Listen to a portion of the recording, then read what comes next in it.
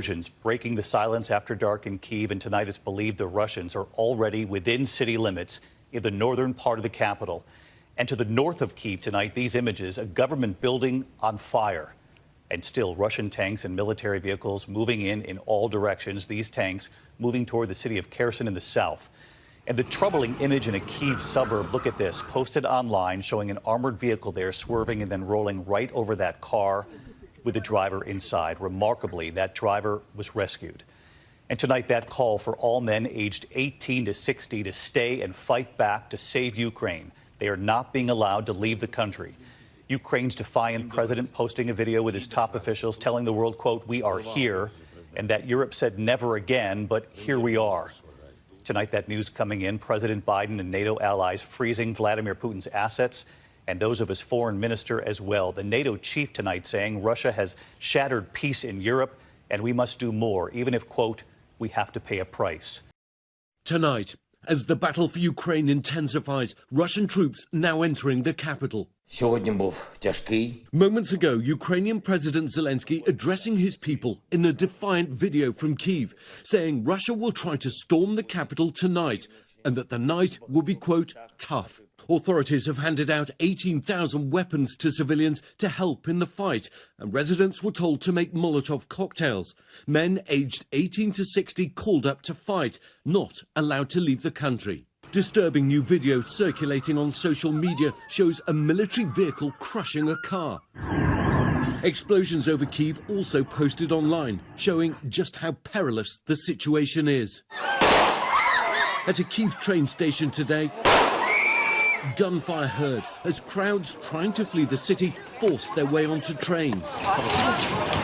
Once again, we watched as troops ran through the streets, taking up positions to defend the city.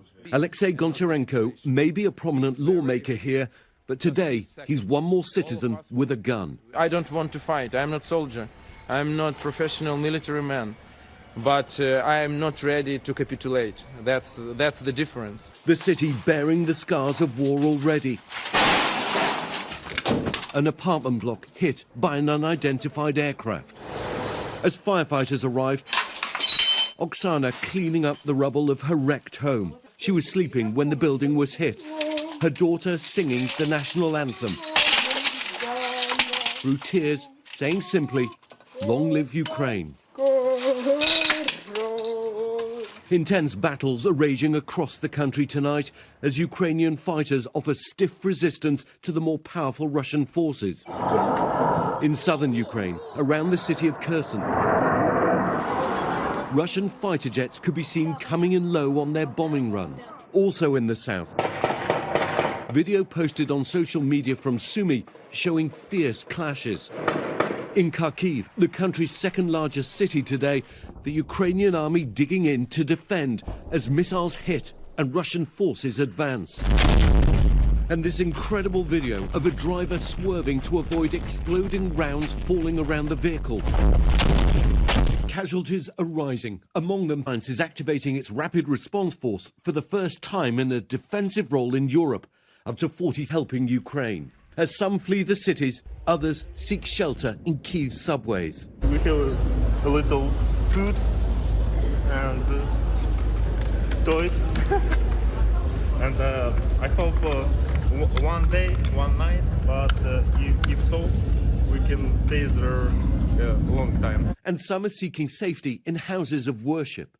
Rabbi Jonathan Markovich and his wife Ina have thrown open the doors of their synagogue. With US visas, they could have fled. But Ina made a promise to a 104-year-old Holocaust survivor. Will you stay here with me? I fought the Nazis, and I don't know what's coming. Oh, wow. She's 104 years old. So she's lived through the Nazis, Yes. and now she's afraid of the Russians. And tonight, a long and bloody battle looks unavoidable. Along with EU partners, really the show of force and being united against what the Kremlin is doing there in the UK. Press Secretary telling me late this afternoon that this is meant to send a clear message about the strength of allies and their opposition to Russia right now. But David, I've got to tell you, the experts that we've talked to say this is largely a symbolic move to sanction Putin personally. It's going to include a travel ban, banning him from coming into the country.